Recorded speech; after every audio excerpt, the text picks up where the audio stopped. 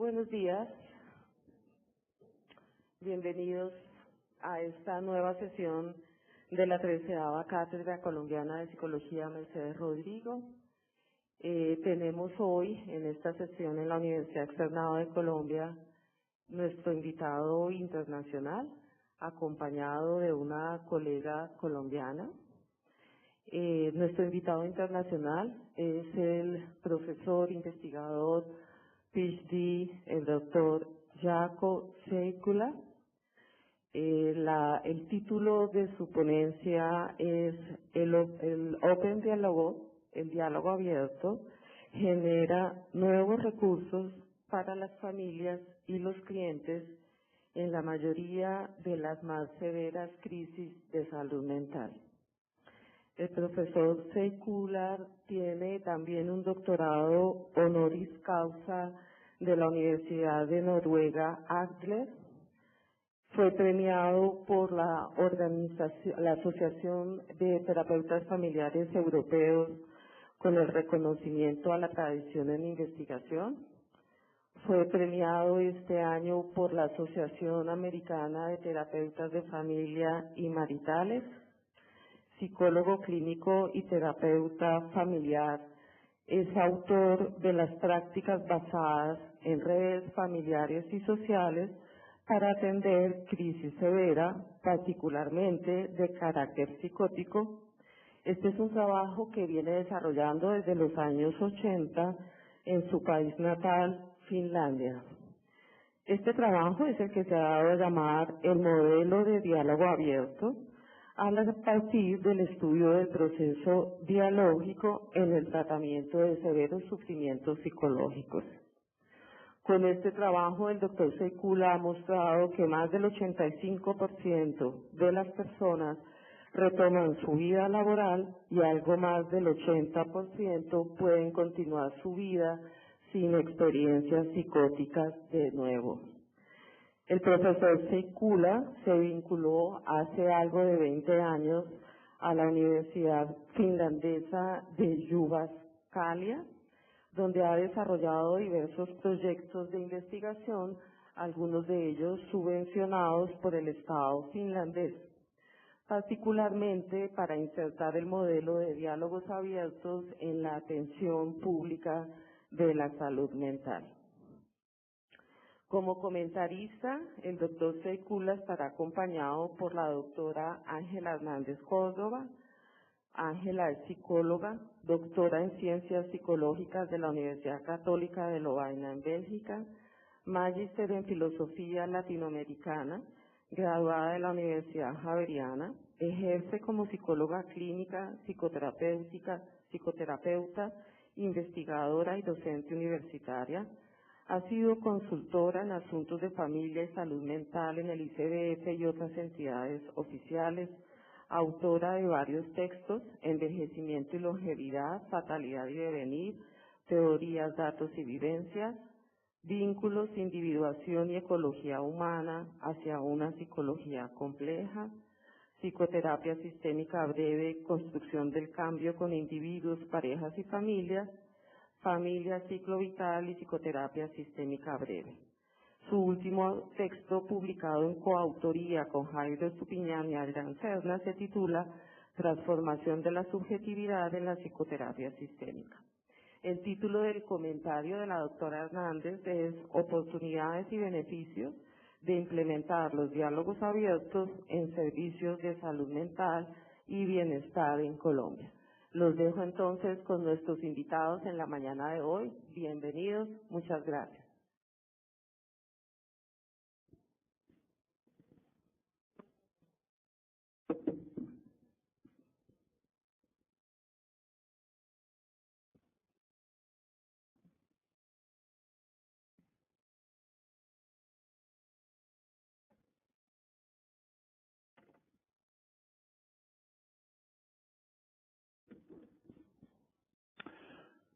Buenos días a todos.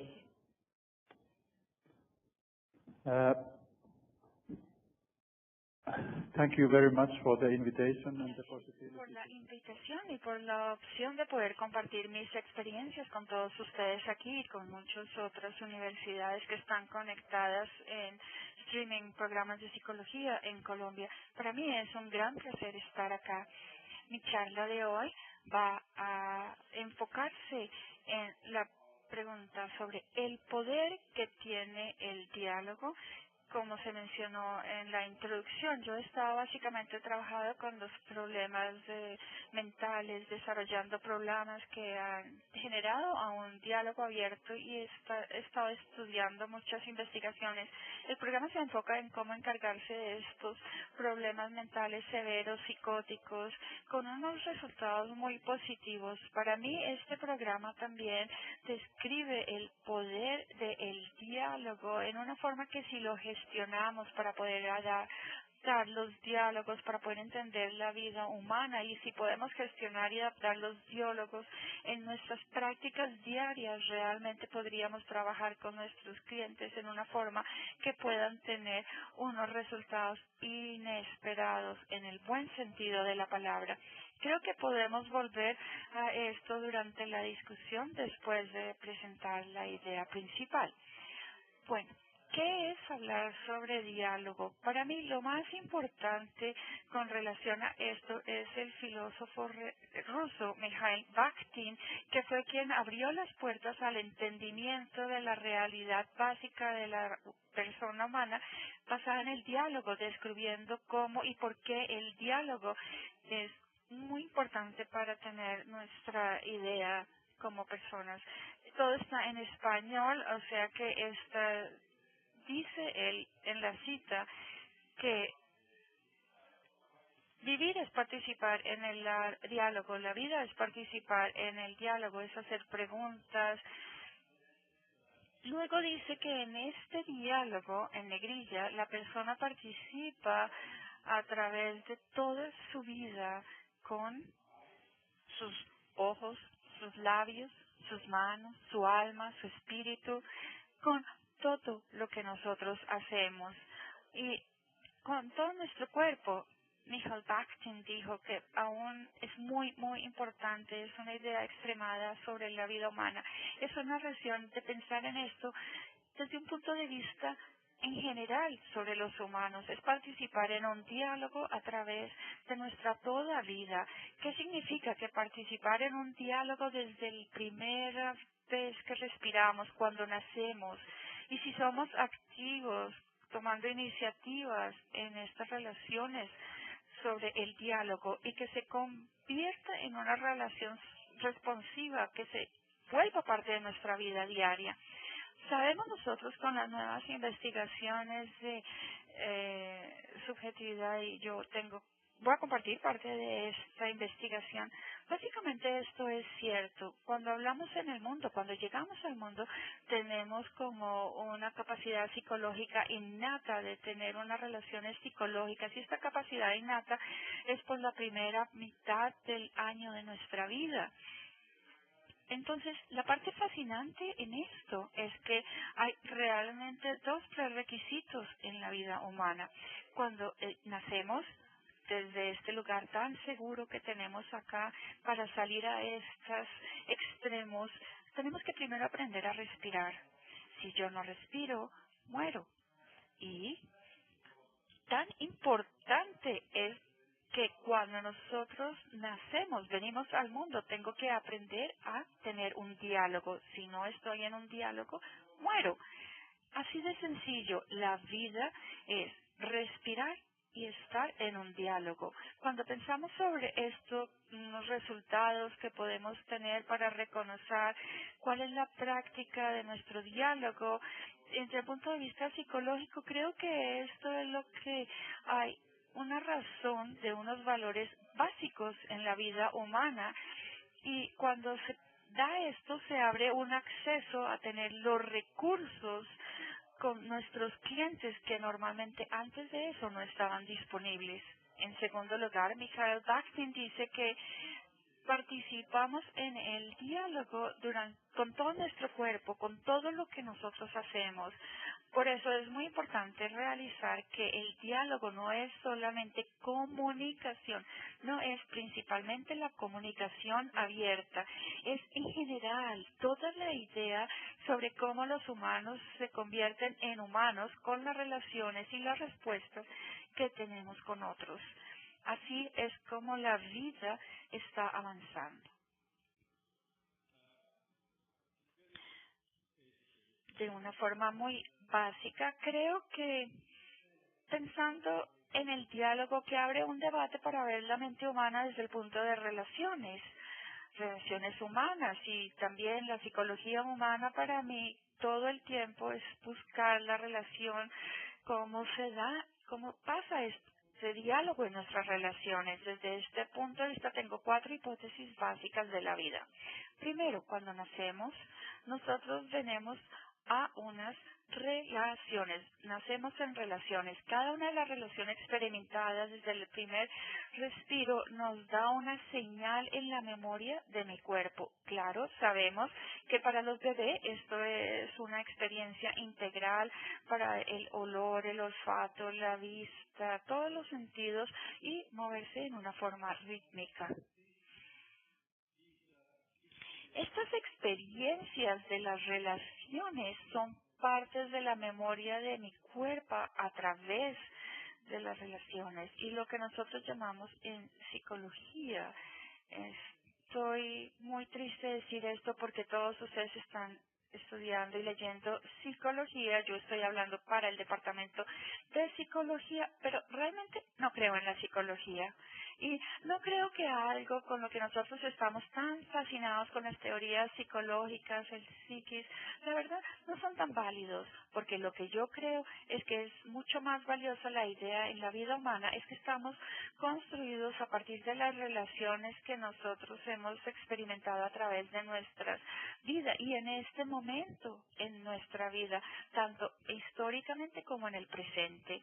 Y en este proceso se ha utilizado en intersubjetividad, no también sobre la experiencia subjetiva, sino también pensando sobre intersubjetivos, qué pasa con las relaciones en esta forma. Y nosotros podríamos decir en ese sentido que hemos estado siendo construidos con la polifonía de las voces y de la experiencia de lo que nosotros tenemos acá.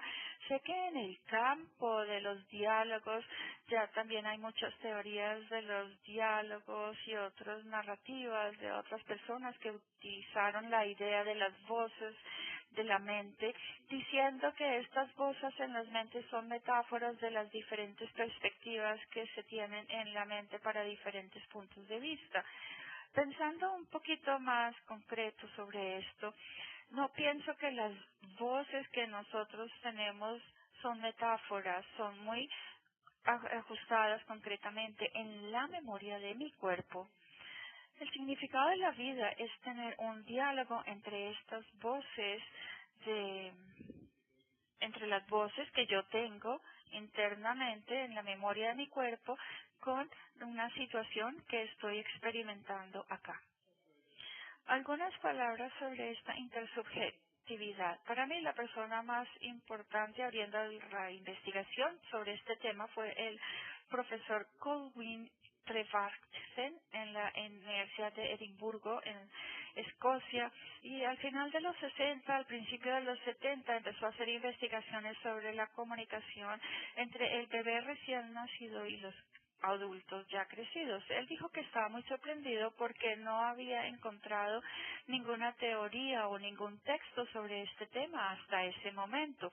Suponía que esto era debido a que nuestras formas de pensar eran mucho más enfocadas o afectadas por las ideas de Sigmund Freud, que los bebés recién nacidos están vacíos psicológicamente cuando nacen.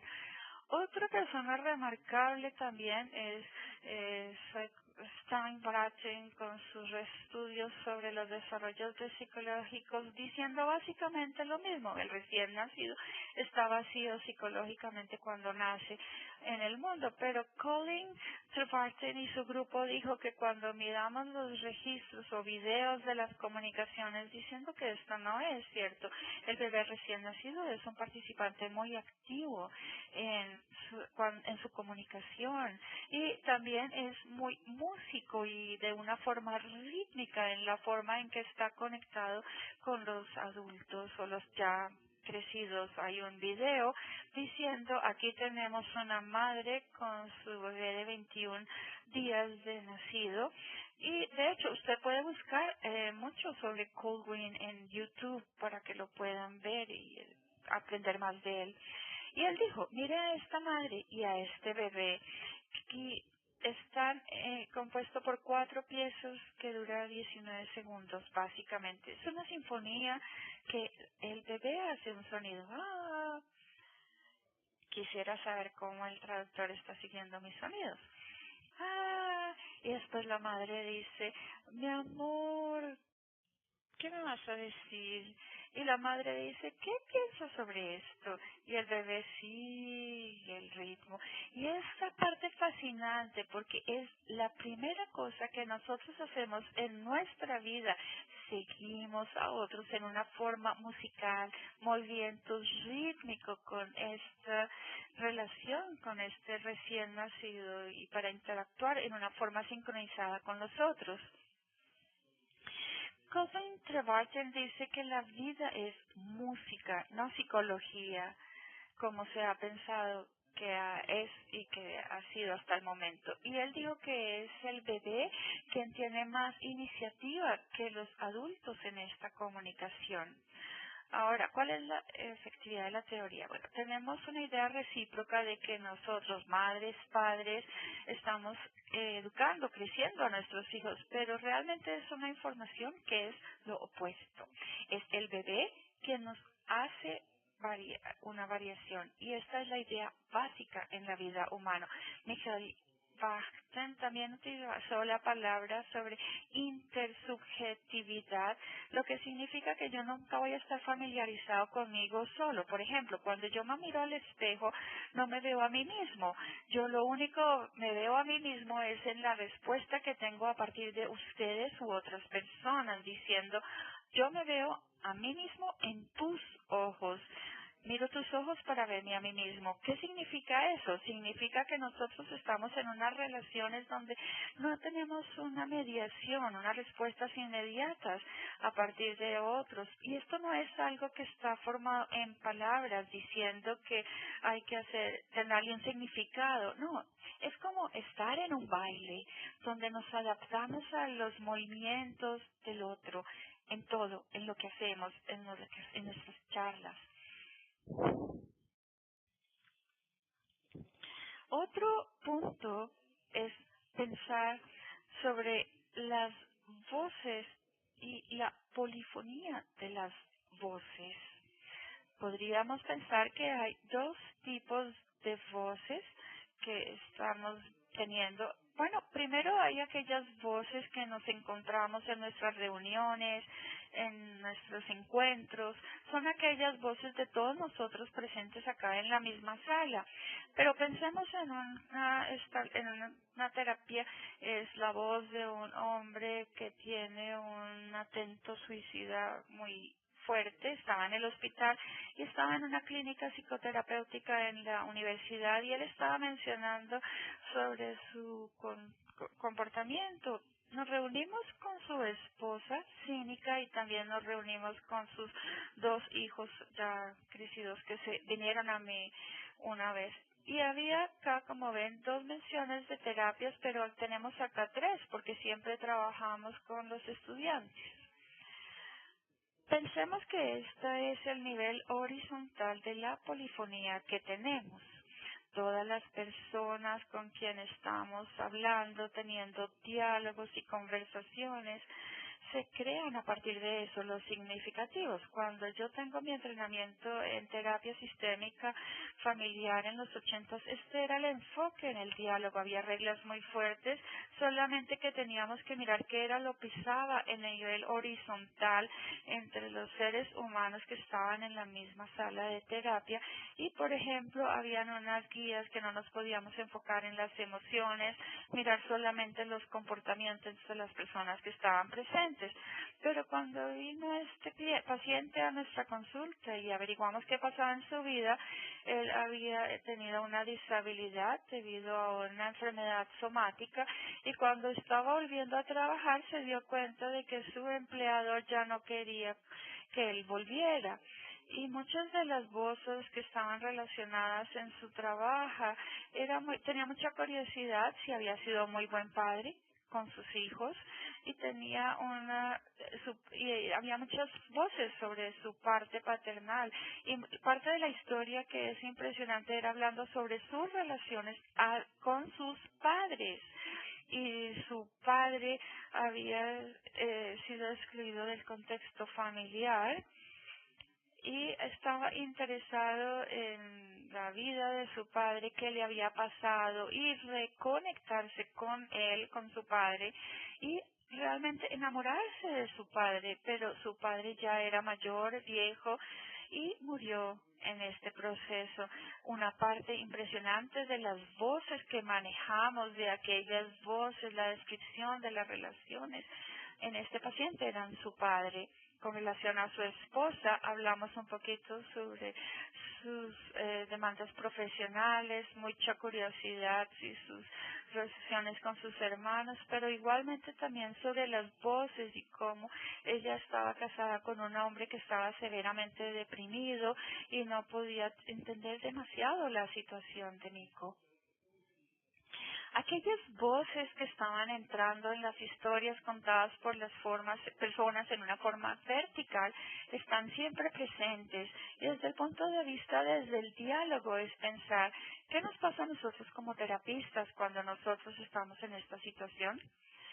Porque como terapista nosotros estamos involucrados con nuestras propias voces internas en las conversaciones, y aquí tengo a veces que tener con terapista sistemático familiar un entrenamiento para oír solamente la voz del terapista familiar o psicólogo. Sí, por supuesto, es importante cuando me encuentro con la persona que ha tenido unos intentos suicidas latentes fuertes, tengo que entender cómo es trabajar con este tipo de situación. Son voces profesionales que también surgen. Pero adicionalmente cuando Miko hablaba de sus relaciones con sus hijos, las voces en mi vida, qué tipo de padre he sido para mis hijos, cuando él habla de estas relaciones con sus padres, las voces que yo tengo en mi vida sobre cuál es mi relación con mis padres, y cada vez habla más y más y más sobre la muerte de sus padres, y al mismo tiempo las voces en mis internas mías aparecían sobre cuáles eran mis voces de mis padres. Entonces empiezo en una forma en temas psicológicos, que es lo que pasa, porque mi colega y mis colegas están viviendo las historias que nos están contando nuestros clientes desde su propio punto de vista, y son muy diferentes a las que yo estoy viviendo desde mi punto de vista, que son parte de la experiencia que compartimos. En esta forma, las conversaciones cada vez son más y más personales, no íntimas, en la forma que no empiezo a hablar de mi propia vida. No voy a decir que yo entiendo qué tan difícil es perder tu padre porque mi padre también ha muerto. No, en esta forma. Es una forma de un baile donde respondemos al otro, toleramos los temas que de pronto son muy emocionales para nosotros. Bien,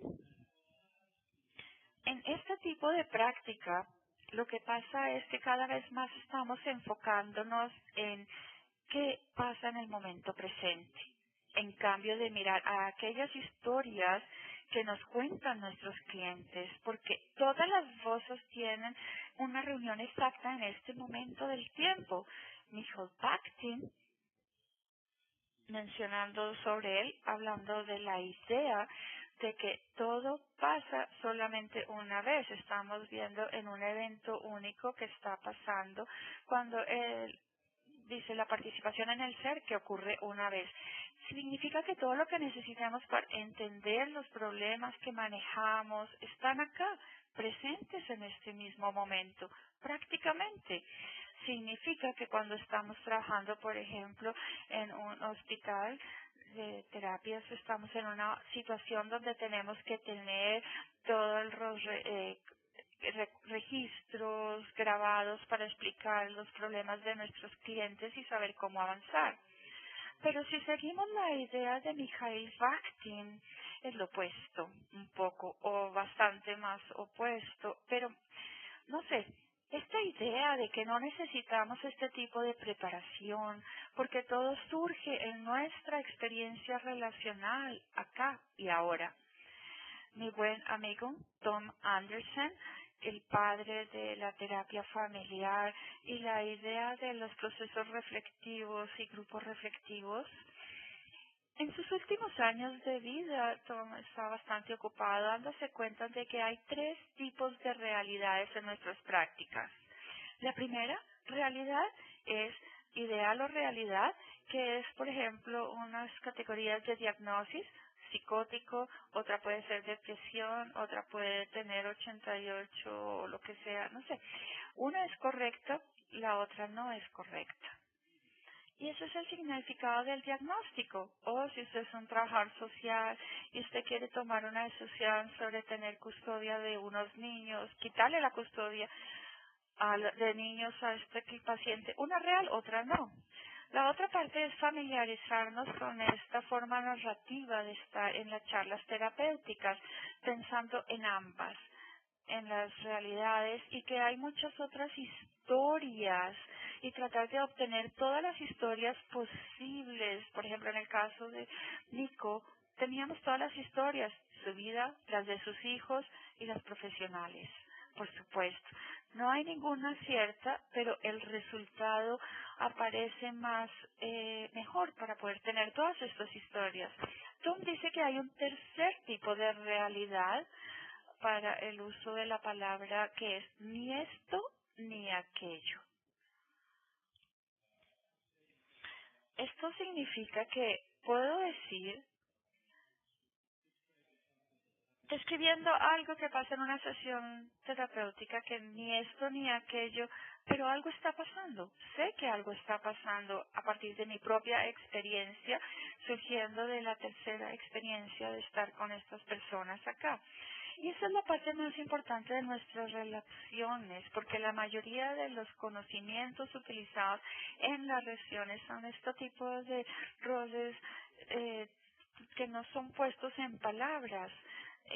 Danny Stern era un psicoanalista que hizo mucha investigación sobre esta comunicación entre el bebé y los adultos, y él tomó esto dentro de su trabajo en terapias individuales, y diciendo que nos estamos moviendo de tratando de tener un conocimiento explícito a un conociendo implícito de nuestros clientes, porque vivimos las historias de nuestros clientes en nuestras a partir de nuestras experiencias emocionales, y ya no estamos tan interesados en las historias que las personas cuentan, sino mucho más qué pasa cuando ellos nos cuentan sus historias. Las historias que nos cuentan nuestras historias, por supuesto, son importantes, pero es más importante lo que pasa acá. Entonces, cuando estamos en las reuniones, diálogos psicológicos con muchos actores, podemos concluir que hay 2 reuniones al mismo tiempo. Una, claro, pero 2, para que puedan entender un poquito más. Para mí, hace 15 años o más, yo estaba muy ocupado en la segunda parte de pensar que el diálogo es principalmente de conectar las narrativas en la forma correcta para motivar a las personas para que nos cuenten más sobre sus situaciones de vida. Hoy en día pienso de forma diferente. Creo que el primer punto es mucho más importante. ¿Qué tipo de experiencias compartidas van a surgir en esta interacción implícita que tenemos con nuestros clientes y cómo nosotros lo vivimos. Esto está pasando ahora, acá, y las historias son del pasado, por supuesto. Tienen su significado sobre nuestro conociendo, acá y ahora.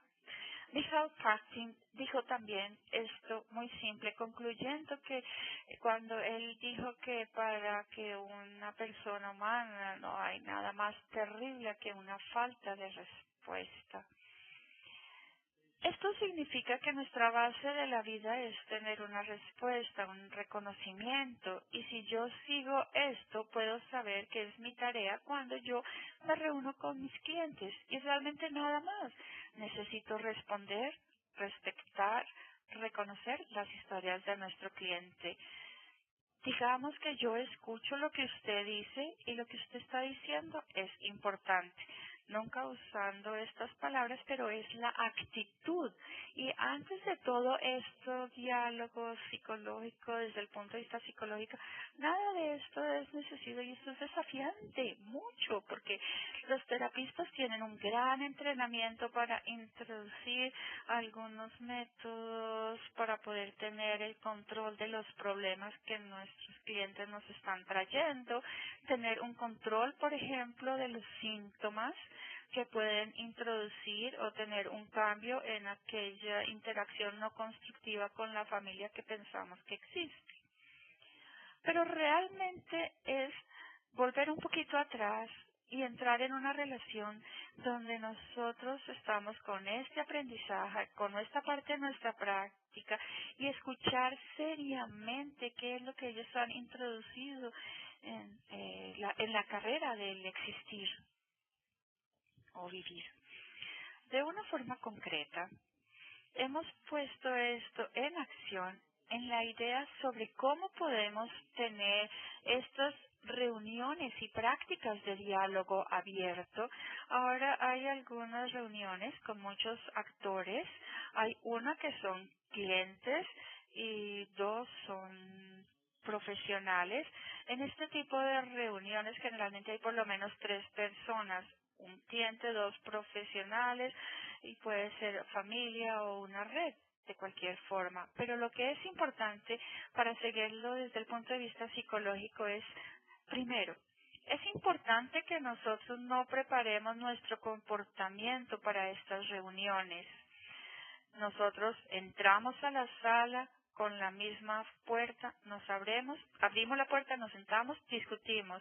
Entender el sentido de qué ha pasado en la vida de nuestros clientes y entender por qué en este momento necesitan nuestra ayuda. Y todo surge en la conversación, no lo que habíamos aprendido previamente de las historias de nuestro cliente. Por ejemplo, significa también que en problemas psicóticos esperamos que todo está con problemas desde el inicio. Aquel que tiene más psicótico o más agitado, encontramos una forma para que alguien sea más coherente, para que pueda estar en la reunión, pero realmente lo que nosotros queremos es reunirnos en una situación más ácida. La segunda parte es, discutimos todo lo que se requiere en el tratamiento y el proceso terapéutico en presencia de todos los que están presentes. Significa que después de la reunión nos reunimos a concluir que hay que continuar a partir de la reunión con los clientes, pero esta parte también la discutimos en presencia de nuestro cliente. Por eso nos referimos a abierta, diálogo abierto. Es abierto, todos presentes, todos pueden participar y escuchar lo que se está diciendo. Pero no es en una forma en que el acuerdo de confidencialidad que tenemos con los clientes. No, son sensibles en seguir la forma del cliente y no el terapista. La idea principal realmente es que aquí no estamos para hacer cambios, para eliminar los síntomas y tener un cambio en la familia. Estamos aquí para construir nuevas palabras, nuevos idiomas y nuevas experiencias que aún no se han dado. Pensemos, por ejemplo, en síntomas de salud mental o algunos problemas de salud mental, ansiedad, depresión, experiencias psicóticas. Fácilmente podríamos pensar que son algunas experiencias de mi cuerpo que aún no tienen palabras y el objetivo es entrar en la conversación y empezar a crear palabras para estas cosas que no han surgido todavía. Como decía al inicio, yo estoy muy acostumbrada a trabajar en estos encuentros con grupos terapéuticos. Alivia mucho porque esta es reconocer la realidad de nuestro cliente. Es lo opuesto, porque cuando entramos en este tipo de reuniones no hay una estructura lista, una mezcla lista. No, estamos abriendo a oír la historia de nuestros clientes y hay 4 puntos importantes a seguir. Primero, cómo abrimos la discusión, cómo dejamos que las otras voces sean escuchadas, cómo se abre a la discusión profesional y cómo cerramos la reunión. Una de las ideas básicas en este tipo de encuentros es empezar a seguir la historia de nuestro cliente y no las del profesional. No abrir estos encuentros con una agenda de los profesionales, sino en cambio hay que preguntar al cliente cómo quiere utilizar este tiempo y luego el terapeuta empieza a seguir. ¿Pensarían que esto entre la práctica de la terapia es una parte diferente a darle prioridad al cliente y seguir la idea de lo que los clientes introducen? Pero quiero repetir lo que dije al inicio. Cuando esto se ha hecho, podemos obtener evidencias de que es una forma muy productiva de trabajar en problemas de crisis difíciles en la vida. Si queremos aumentar la capacidad de estar presente en el momento, hay algunos asuntos importantes y cómo hacerlo.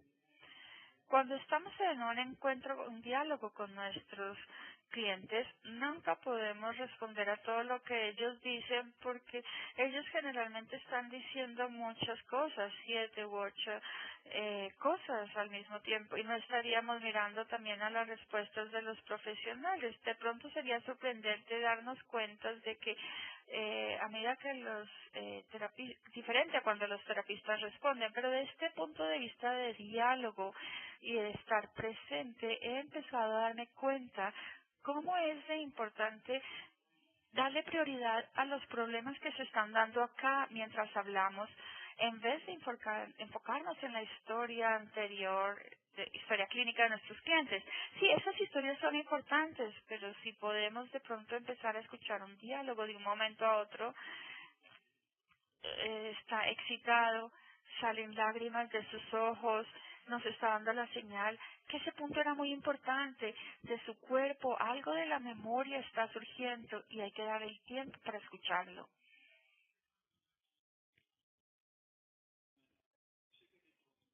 Segunda idea importante es que hay que tener mucho cuidado de seguir las historias de nuestros clientes. ¿Qué significa?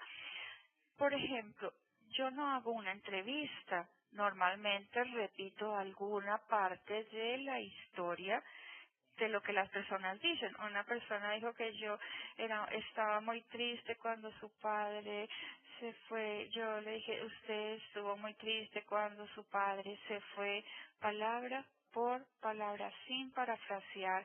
Claro, no hay nada malo en parafrasear, pero aquí es importante repetir palabra por palabra, ver si podemos oír qué era lo que se estaba diciendo a sí misma en esta respuesta, darle un tiempo al diálogo en esta situación. Es importante también tratar de poder tener una respuesta respondiendo, reconociendo cómo participar y no de pronto ignorar algunas partes de estas interacciones.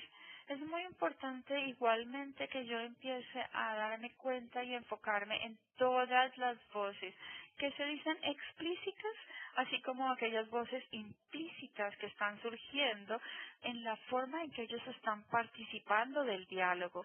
Su respiración, por ejemplo, si de pronto es acelerada o la voz sube o baja o hay una excitación, hay un punto de idea que algo de su voz nos está hablando acá y voy a requerir un poco más de tiempo de estar en silencio en ese momento.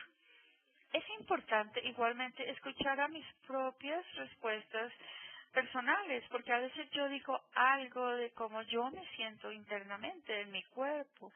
Y ¿qué pasa acá? Voy a decir, siento acá algo, pero solo lo diría si realmente siento mucha tensión o siento mucha tristeza acá. Esta es una parte de sincronizarnos con nuestro cliente y qué es lo que está pasando en mi respuesta corporal personal. El diálogo es importante participar en un diálogo en una forma personificada, en una forma personal, en mi mente. ¿Qué me viene a la mente? Quiero saber cómo estás pensando y no usar atributos. Todo el tiempo tratar de dar como grandes nombres a los problemas, hablando desde el punto de vista de quien está hablando, una persona. Y el punto final acá es estar en un diálogo, en una forma pacífica, proceder pacíficamente, con pausas, silencios. Y esto pasa cuando nosotros empezamos a trabajar de esta forma, porque no hay tiempo para interacciones y seguimientos. Es importante tolerar el silencio, momentos de silencio. Sin silencio no pueden tener diálogo, y el diálogo es importante. Decimos algo, un break corto. ¿Me podrías ayudar a entender un poquito más? Tú dijiste esto, ¿me ayudas a entenderlo mejor? Y la pausa y la velocidad de la conversación y el ritmo va a ser diferente. Quería mostrarles a ustedes un ejemplo dramático de una situación que pasa con el hombre. Están las diapositivas y lo pueden leer. Una persona psicótica que había hecho una visita a Becker. Becker vivía con su madre. El grupo se dio cuenta de que Becker tiene unas ideas psicóticas y que también la madre tenía varios problemas de vida, pero no había necesidad de llevarlo al hospital y decidieron que esto fue el miércoles, nos vamos a reunir el próximo lunes, pero durante la semana Baker vino al hospital y el grupo fue invitado al hospital porque el personal del hospital sabía que el grupo había hecho una visita al hogar. En esta conversación se dieron cuenta de que había habido una ocasión violenta donde Bacon había golpeado a su madre en una situación fuerte. En esta conversación, los terapistas, de uno es terapista que visitó la casa, de dos es un doctor de la junta y describe la situación.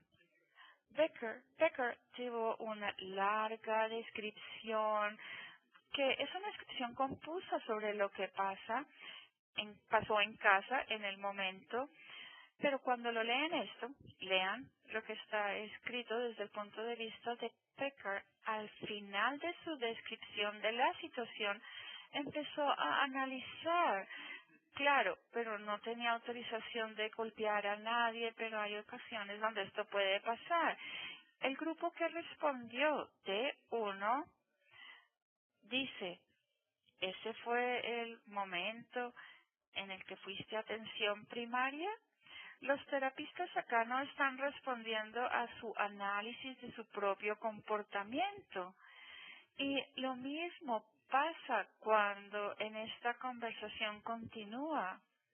De pronto pueden darse cuenta al leer esta conversación cuando él está describiendo el estado de sus ideas, sus pensamientos. Hay algunas ideas extrañas, tienen que pensar que algunas no son ciertas, pero si lo piensa un poco más, usted se da cuenta de que algo de esto realmente pudo haber pasado.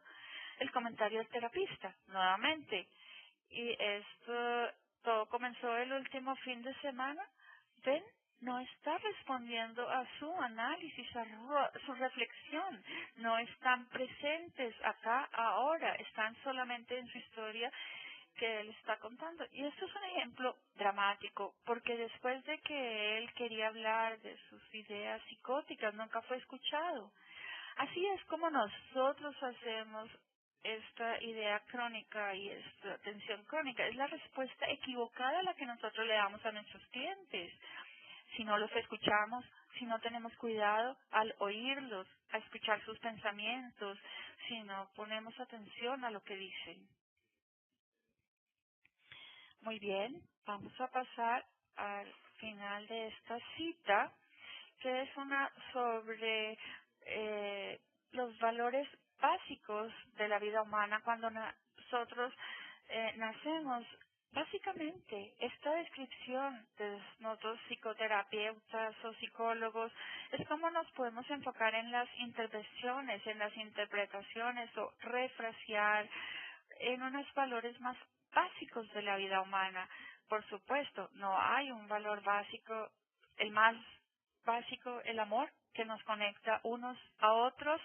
Y David Patterson, un investigador literario, que dice,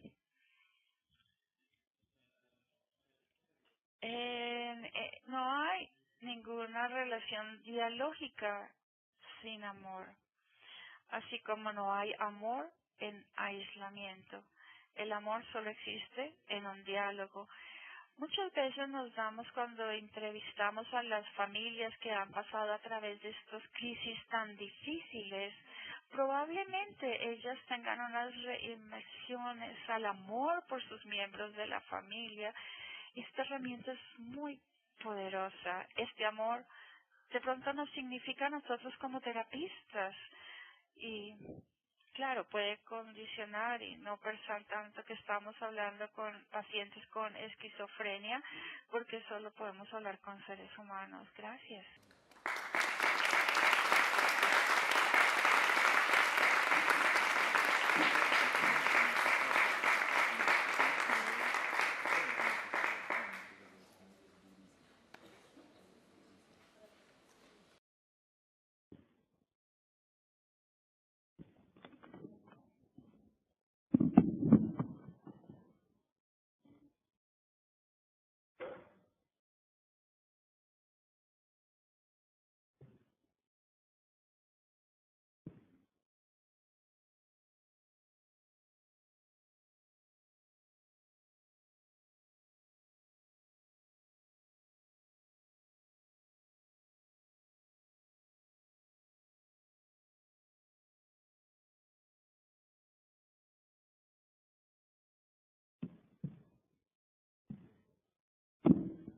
Bueno, muchas gracias también a Scofapsi y a Colpsiquia, obviamente las organizadoras de esta cátedra este año, por esta honrosísima invitación, especialmente por la posibilidad de compartir con el doctor Seicula y conocer más de su pensamiento. Realmente ha sido muy motivante y creo que desde que me anunciaron que iba a ser su comentarista, he hecho un curso autodidáctico en su pensamiento, que ha sido muy productivo y que recomiendo además. La mayoría de sus artículos se encuentran accesibles en la web.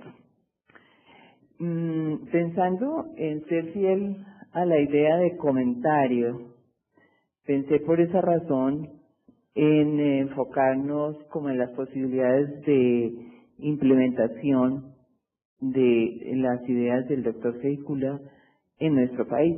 No sé por qué no abre en la pantalla completa. Ya, gracias. Y pues habría muchísimo para decir. embargo, pues creo que esta oportunidad no se presenta diariamente y por eso me ha parecido interesante aprovechar sus ideas, no solamente para hablar de esto que él nos ha presentado hoy, que en mi entender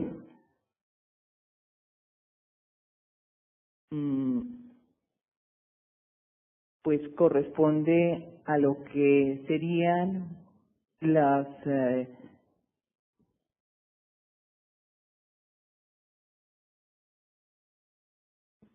esta es la mía.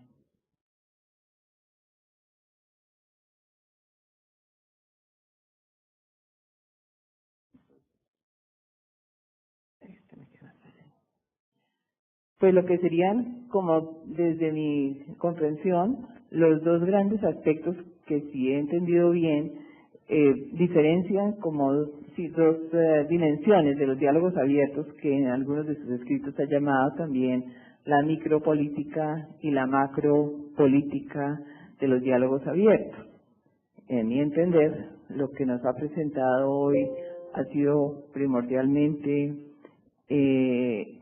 los ingredientes de la micropolítica, que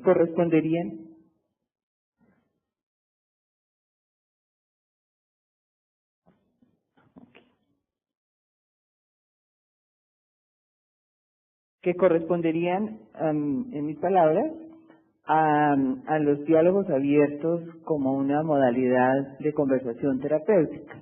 La macropolítica haría referencia a los diálogos abiertos como un modelo para organizar el abordaje de personas con severos trastornos mentales. De entrada, pues quiero decir que sus investigaciones y su trabajo ha sido primordialmente con pacientes psicóticos, pero por supuesto también existen implementaciones con otro tipo de casos, entiendo, con pacientes depresivos, con parejas, y por lo tanto a esto hace mucho más ricas las posibilidades de aprovechamiento de estas nociones. No me voy a referir tanto precisamente al énfasis que él hacía en la conversación terapéutica, solamente quisiera enfatizar algunas ideas para hablar un poco más de los aspectos macropolíticos de los diálogos abiertos y que los considero importantes para luego poder pensar en cómo esto se puede implementar en nuestro contexto. Y hay algunas ideas que me han parecido claves con respecto a lo que en algunos de sus artículos llaman los elementos sanadores del diálogo abierto y que implican en primer lugar una postura del terapeuta realmente como un igual en el diálogo, como un compañero, como un socio que hace pensar en que todos los allí presentes somos sujetos activos y estamos en una relación horizontal. Y ya ha hecho bastante énfasis en la idea del diálogo que implica un proceso activo de hablar y escuchar como una condición, básicamente para comprender lo que ocurre en el diálogo y lo que ocurre al otro, más que usar el diálogo con una intención, en mis palabras, de ejercer influencia y de buscar un cambio específico, quizás con la ingenua fantasía de nosotros como terapeutas en muchos casos, cuando pensamos que la técnica es lo que va a generar algún cambio y se vuelve finalmente una ingenuidad irrespetuosa con nuestros consultantes.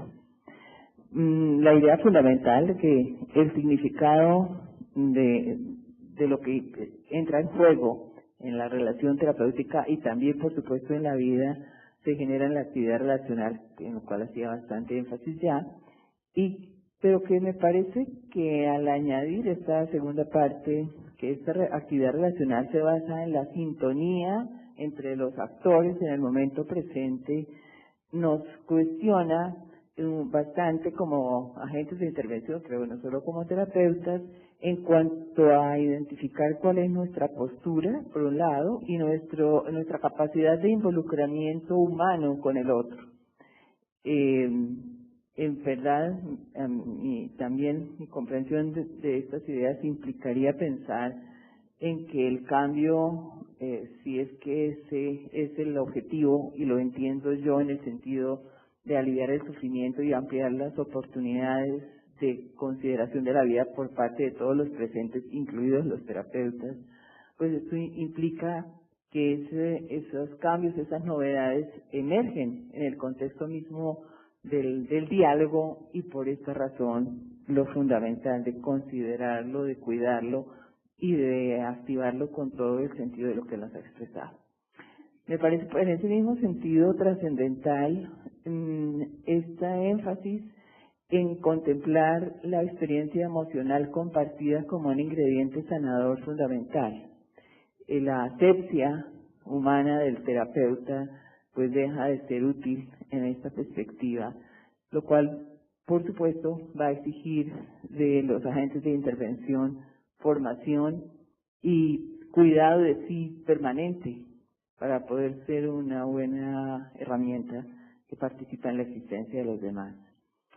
La creación de comunidad alrededor de un nuevo lenguaje, que también lo mencionaba, y que se vuelva un lenguaje compartido entre estas múltiples voces, me parece que es uno de los ingredientes que, si además lo aterrizamos a otras necesidades de trabajo que tenemos en nuestro país, entendidas además dentro del contexto histórico político que vivimos, llamadas también diálogos.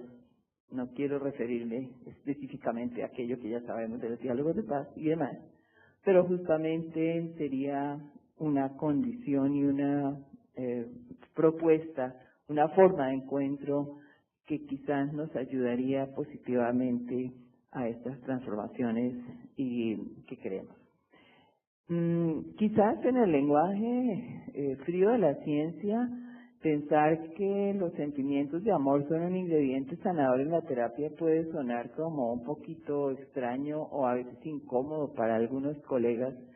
Sin embargo, pues a la hora de enfrentarnos a los seres humanos concretos de carne y hueso, creo que quienes trabajamos en esto sabemos que evidentemente la experimentación de ese tipo de sentimientos no solo facilita, alivia, sino que evidentemente es un indicador de cambio.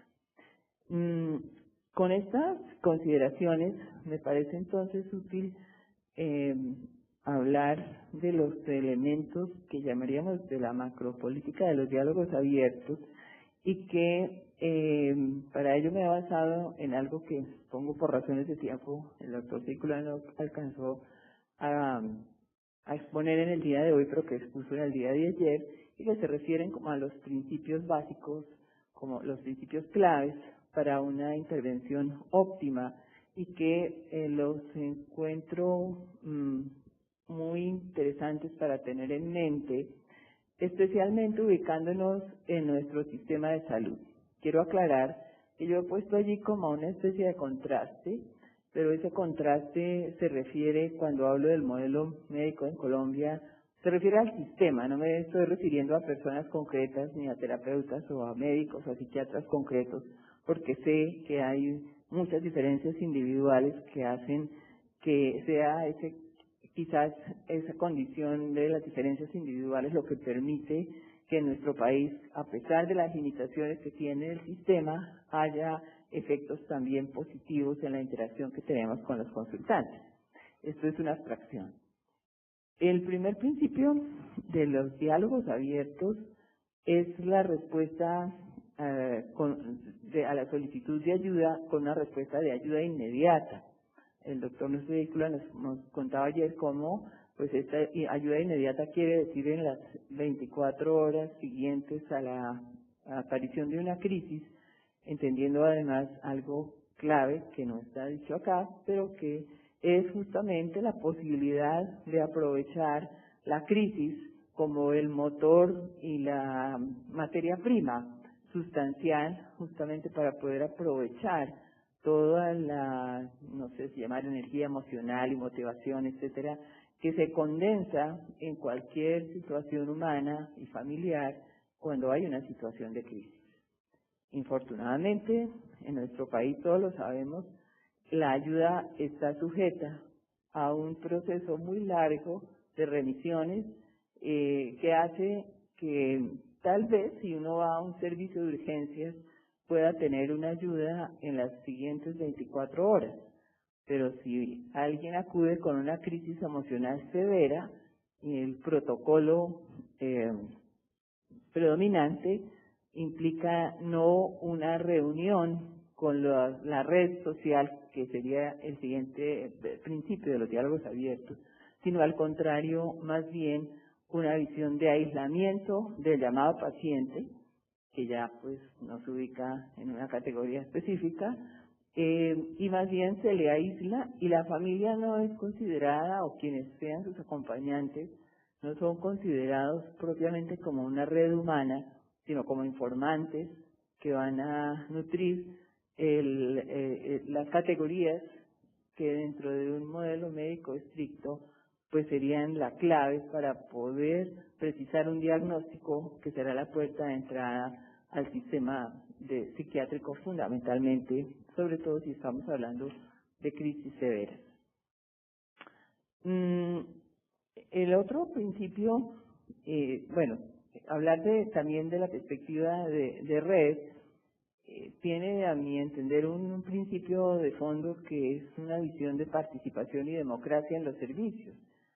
Acá, pues, el modelo médico ortodoxo todavía está regido por una visión vertical y jerarquizada.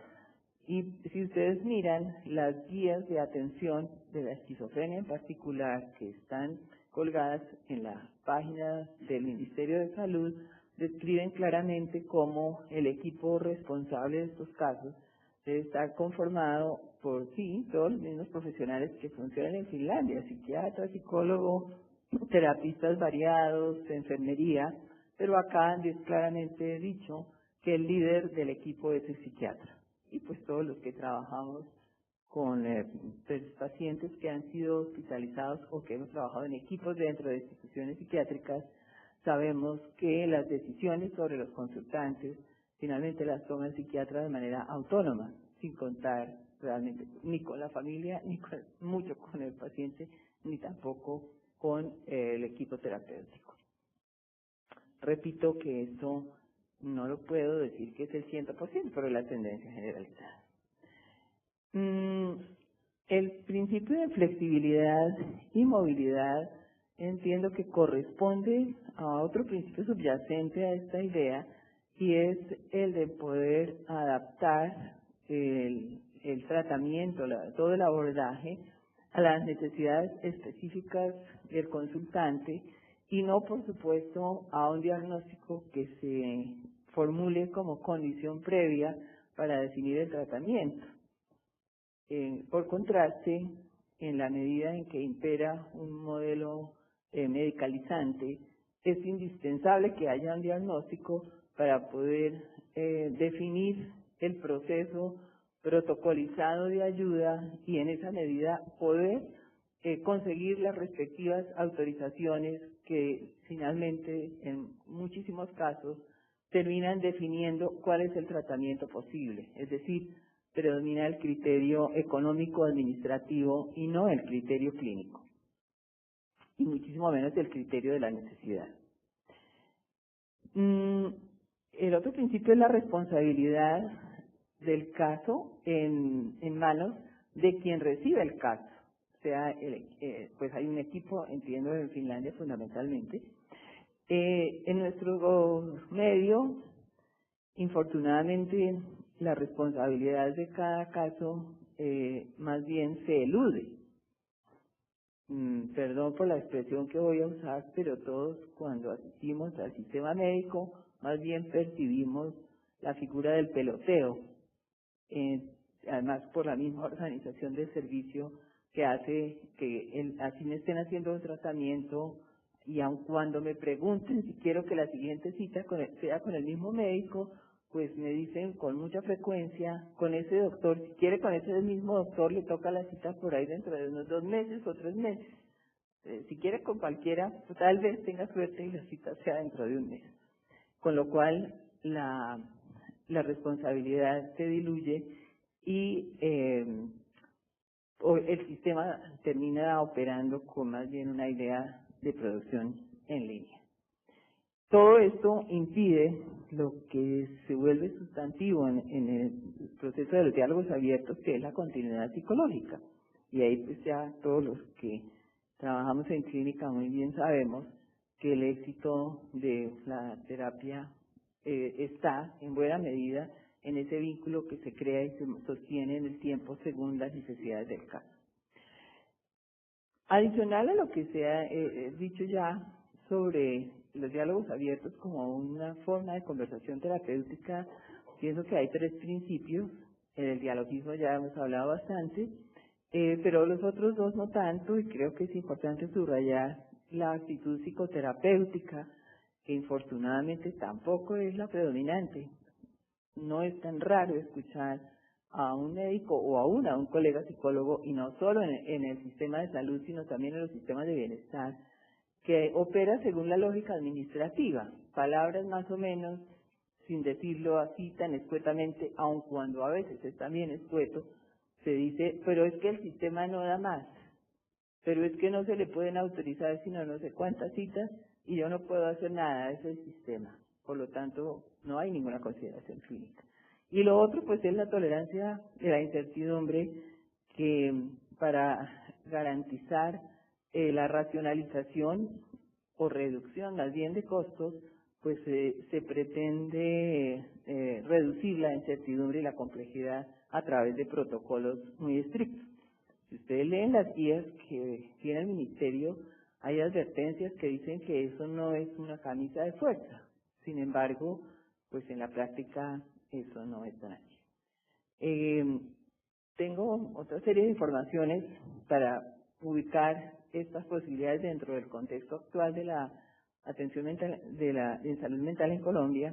Sé que no hay mucho tiempo, así que solo quisiera decir que a pesar de nuestras limitaciones, existen todas las oportunidades para implementar estas ideas. Primero, porque la necesidad está. Están todos los estudios de salud mental que muestran la gran cantidad de población que tiene dificultades psicológicas y que muy pocos buscan ayuda, en buena medida desalentados por la ineficacia de lo que tenemos.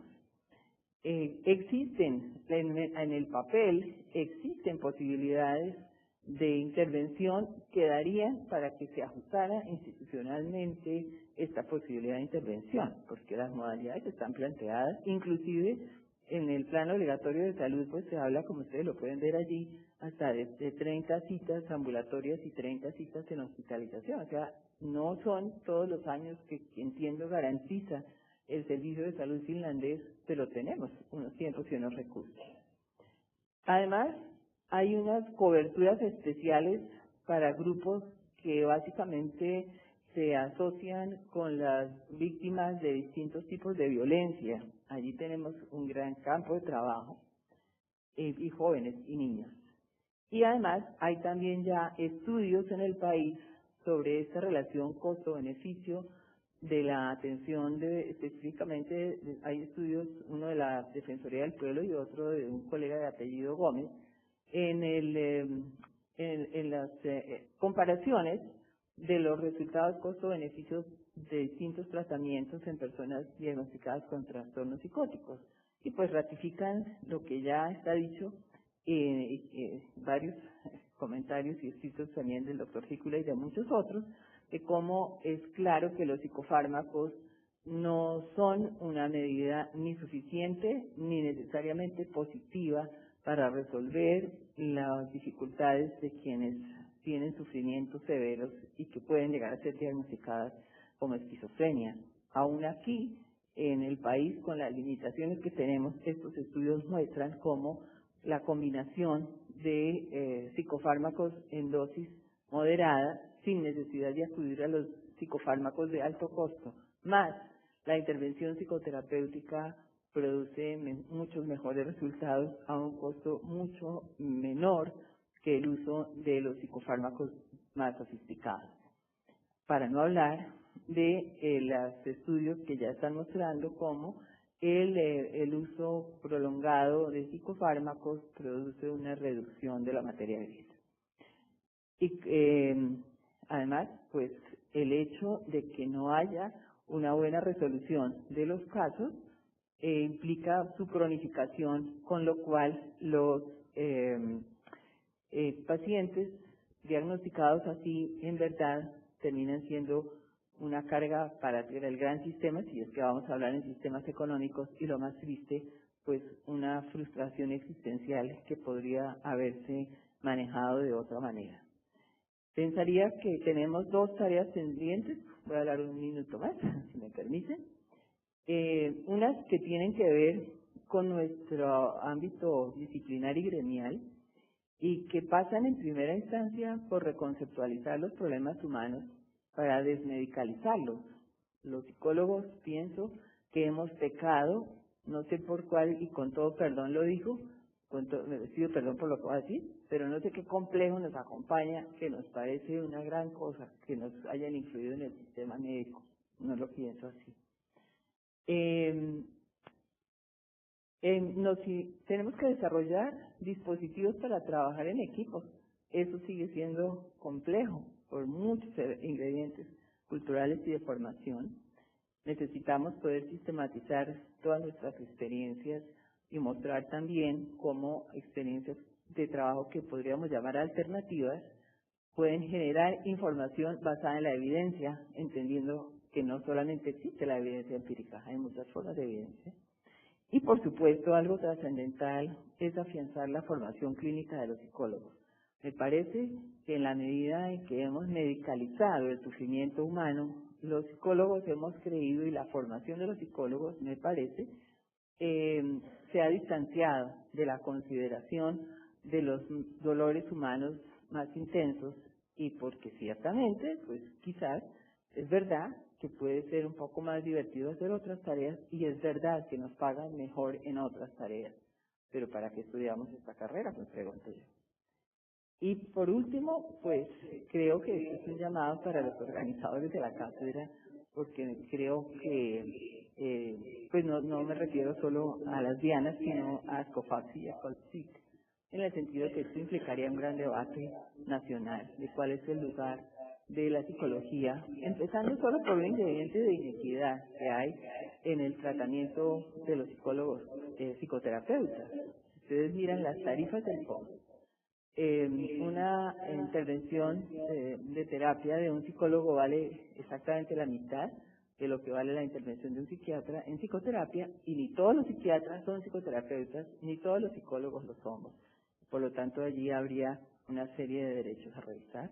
Igual que lo que también ya, por fortuna, las asociaciones de pacientes y de familiares de pacientes se están debatiendo en términos de la equidad, porque a las personas que sufren los llamados trastornos mentales se les trata como pacientes de quinta categoría con respecto a quienes padecen otro tipo de dificultades.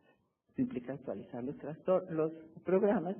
Y por último, pienso esto que lo dejo para que ustedes lo lean. Muchas gracias.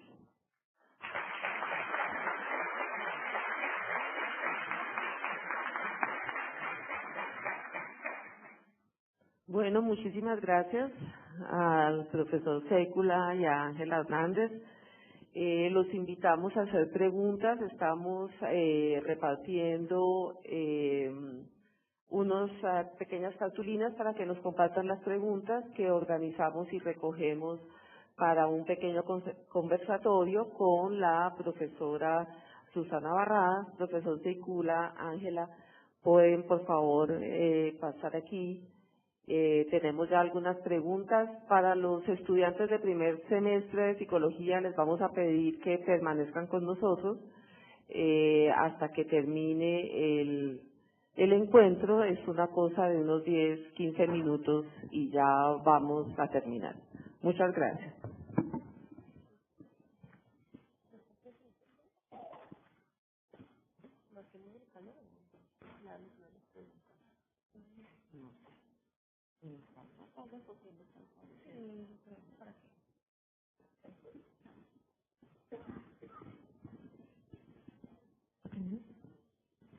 Bueno, muchas gracias a Ángela y al profesor Sécula por acompañarnos el día de hoy y por la presentación que nos hacen. Tenemos aquí ya algunas preguntas que creemos pueden ser interesantes para guiar un poquito la discusión en este momento. Hay algunas que son más dirigidas al profesor Segula, otras para Ángela y otras de general. Y un poco la idea es que ustedes pueden irlas respondiendo pues según consideren que quieren hacer un aporte en ese tema. Bien, entonces una de las preguntas dice, ¿cómo se explica que el sufrimiento se transforme con la puesta en práctica de estos diálogos? ¿Y qué permitió en Finlandia que se iniciara ese trabajo en una red inmediata y continua? Un poco una pregunta más dirigida un poco al contexto finlandés y cómo efectivamente esta técnica y el uso de los diálogos fue puesta en marcha en Finlandia, en la atención pública en salud mental. System. Can we explain that the suffering?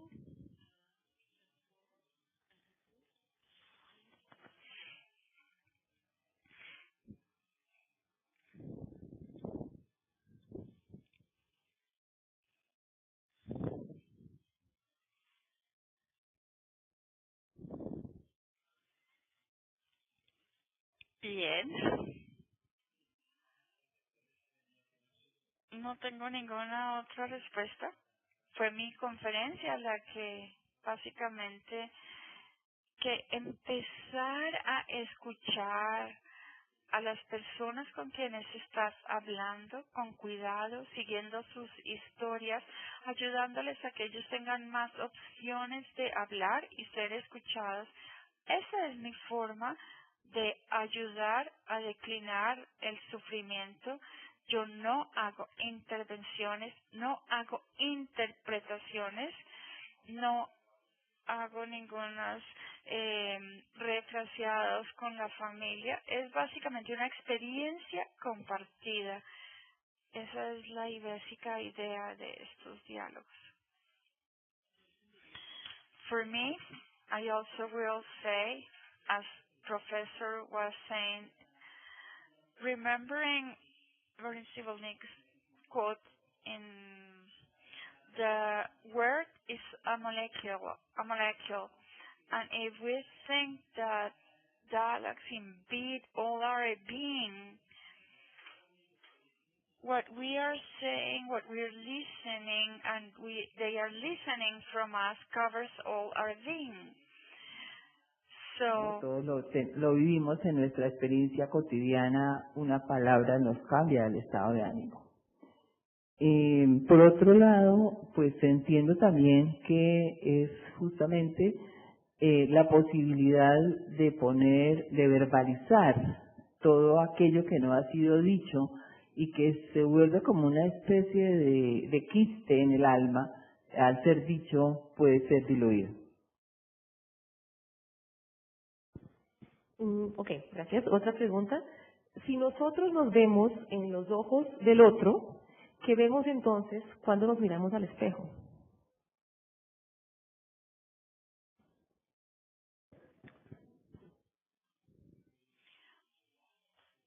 siguiendo la idea, Michael Bakhtin escribió 2 libros y en estos 2 libros la mitad del contenido realmente analizaba lo que yo veo cuando me veo a mí mismo en un espejo y básicamente siguiendo cuál era su punto. Él decía que yo nunca me veo a mí mismo, yo solamente veo una fachada que se vuelve viva en las palabras de otra persona.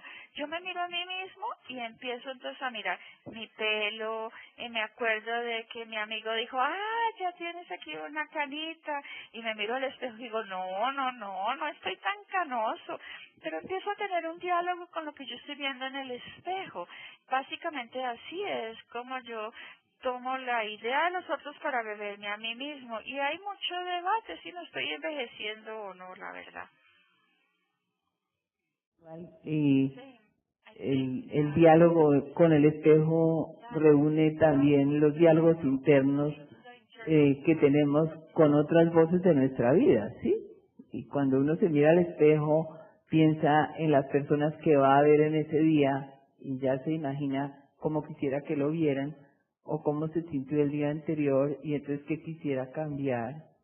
Aparte de que justamente en estos días alguien me hablaba de un cuento que es qué pasa cuando me miro al espejo y no veo nada.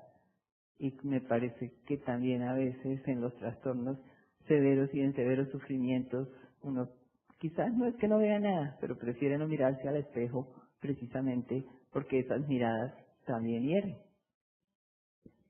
¿Cómo podríamos entender o conceptualizar el amor para trabajar con él en el marco de las intervenciones psicoterapéuticas?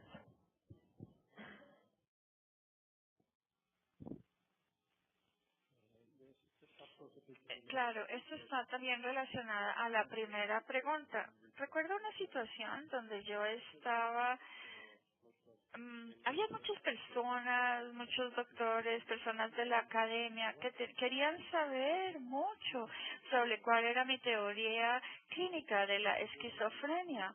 Y yo no estaba muy cómodo en esta conversación porque no tengo ninguna teoría clínica de la esquizofrenia. Me di cuenta entonces que yo nunca había hablado con pacientes con esquizofrenia porque solamente he hablado con personas, seres humanos. Creo que ese es el tipo de amor humano en el cual estamos interesados como humanos y no como pacientes. Y esa tal vez es una forma donde la idea del amor no es un amor romántico, es un amor entre humanos que es parte importante de nuestra práctica y surge en el respeto total al otro en la situación que él o ella están viviendo. Comparto esa idea y también, bueno, a mí me cuesta trabajo no acudir a teorías, es uno de mis defectos. Y hace mucho tiempo aprendí que quizás el amor se compone de confianza en el otro y aceptación del otro incondicionalmente, lo cual pues facilita el hecho de que independientemente de quién es ese otro, y especialmente si estoy en el rol de terapeuta, para poder ejercer mi trabajo, tengo que reconocerlo como es y confiar en que algo podremos hacer y que para algo estamos ahí. Y eso es lo que al menos en mi caso alimenta mi trabajo como terapeuta, que espero hacer hasta que el cuerpo aguante. ¿Cómo el diálogo abierto implica una ruptura con los modelos psiquiátricos y de hospitalización? Hospitalization models, how it breaks with that traditional systems. Bueno, la idea básica de un diálogo abierto es tener una idea integral del cuidado, innovar con el grupo, los miembros del grupo y cómo pueden ser unos trabajadores, algunos en la comunidad, otros en el hospital. Así que estos episodios o periodos de cuidado son una continuación sin distinción de lo que está pasando unos en el hospital y otros en otras partes o por ejemplo en sus hogares de las personas. Por eso creo que el diálogo abierto es una ruptura de pensar que todo pasa en el hospital. No, no todo pasa en una interacción compartida con el grupo que también puede ir, visitar los pacientes al hospital y alguien del hospital puede participar en ambas partes. Complementar con las mismas experiencias que he leído de Finlandia, porque creo que hablar de ruptura es demasiado fuerte. Y me parece que una de las virtudes de los diálogos abiertos es justamente que no rompen, integran, incluyen. La diferencia está fundamentalmente en la cabeza de quienes configuran estos equipos y pues también he entendido que lo que ha facilitado estos cambios en el sistema finlandés es que todos los participantes en estos equipos tienen una formación que les facilita poder abrir su mente a esta forma de trabajo. Gracias. ¿Cuáles creen ustedes que serían los retos que pone el diálogo abierto a la formación del psicólogo? Psychologist challenges for a psychologist. He estado trabajando en el departamento de psicología como profesor por 20 años y realmente estoy muy desilusionado de la forma en que la psicóloga está entendida en Finlandia, como pienso que también es en otros lugares del mundo. El problema principal es que básicamente todo está enfocado en individuos y la vida humana realmente no es así. La vida real se da con un contexto de interrelación para abrirse y todo esto está en los estudios. Y tengo mucho temor de que los psicólogos están siendo educados a tener un control de los fenómenos que van a encontrar en sus pacientes.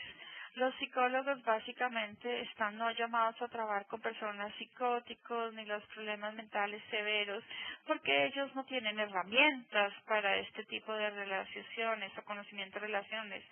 Este es el primer desafío, reorganizar la educación de psicología desde el inicio para incluir esto desde el punto de vista relacional.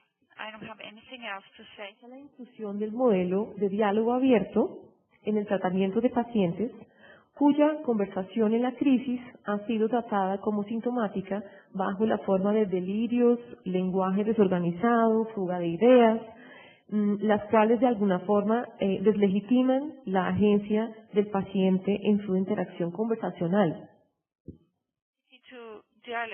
For dialogue.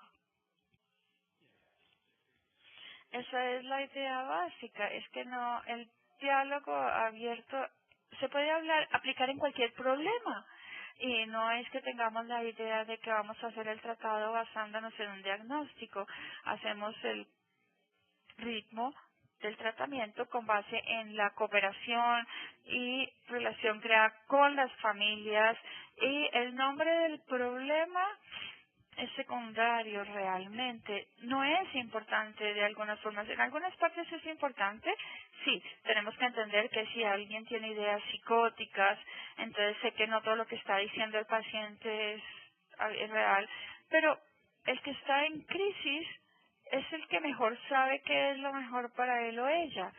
Y nuestro desafío es ver cómo podemos encontrar una forma de respetar a él o a ella.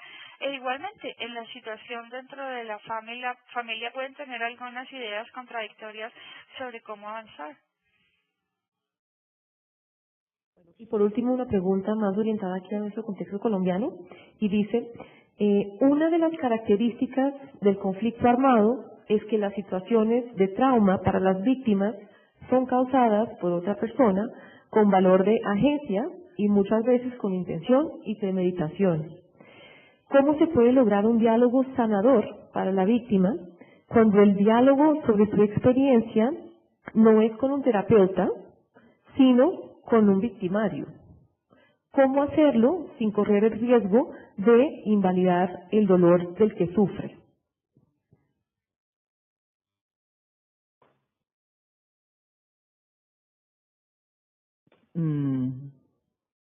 Pues primero creo que cuando hablamos de las víctimas y de sus traumas hay muchos escenarios de diálogo, ¿sí? Y seguramente sí, claro, uno de los actores, y no solo quizás muchos escenarios, sino muchos actores, y por supuesto dentro de esos actores están los victimarios.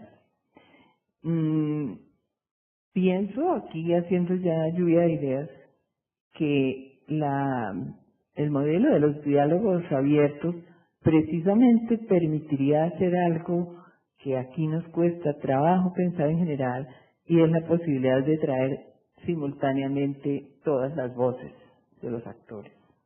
Entiendo que a veces hay muchas restricciones jurídicas, por ejemplo, para que se mezclen unos con otros, y precisamente si pudiéramos ponernos de acuerdo entre grupos realmente de profesionales multidisciplinarios, que tuviéramos la capacidad de contener grupos también de diversos actores y pudiéramos destinar el tiempo suficiente para procesar todas las emociones y vivencias que han girado a través de esas experiencias, eso sería aplicable. Infortunadamente, si los programas se diseñan con base en la lógica burocrático-administrativa, pues esto se vuelve un riesgo. I may have one comment. Quisiera de pronto agregar, soy un poco humilde en esta situación y tal vez no tengo ningún consejo que dar porque ustedes están manejando realmente un gran desafío acá en Colombia en ese respecto y me gusta mucho saber que hay un proceso que está avanzando para poder encontrar alguna solución a esto. Pero en un contexto más pequeño, algunas veces estamos en unas situaciones conflictivas en algunas organizaciones, sistemas, comunidades, y estos diálogos los hemos empezado invitando, por ejemplo, las víctimas, igualmente los victimarios, invitados a un diálogo que estamos teniendo con el otro grupo, de pronto en una forma concreta, una situación que recuerdo que había un gran puerta, en hall en la puerta y todos estaban sentándose aquí en sus propias mesas y cada mesa tuvo una entrevista y un diálogo, cada uno entrevistó a los otros, entonces todos estaban escuchando a lo que estaban diciendo y muchas veces estaban sorprendidos al escuchar cómo estos estaban analizando sobre su propio comportamiento y en ese momento no había ninguna conexión entre ellos y esas ideas que estaban diciendo. Son algunas de las experiencias que han abierto una forma de entrar a un diálogo abierto. Yo creo que damos por terminada la sesión. Agradecemos nuevamente al profesor Ficula y a la profesora Ángela Hernández por acompañarnos el día de hoy.